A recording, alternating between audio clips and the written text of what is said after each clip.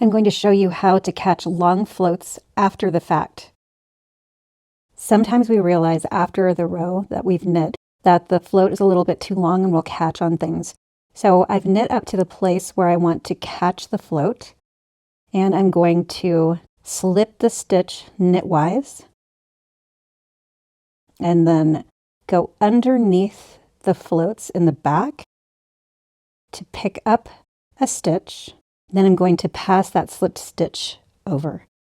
So I've now captured the float and I can knit on. This is what it looks like in the back. Okay, let's show that English style. So I come up to the place where I want to capture the float. I'm going to slip the stitch knitwise and then go under my two floats in the back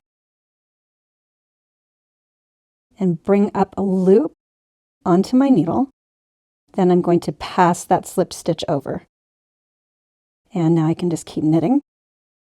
So now when I look at the back over here, this is the area where I have captured those long floats. And over to the right here, you can see where I have not captured them. So this is a huge difference. So if you're going to be using floats for anything that could catch, like a sleeve or glove or sock or something like that, and you have forgotten to catch the float, or you didn't realize how long the floats were until later, this is a way that you can go back and just catch that float and secure it so it won't snag.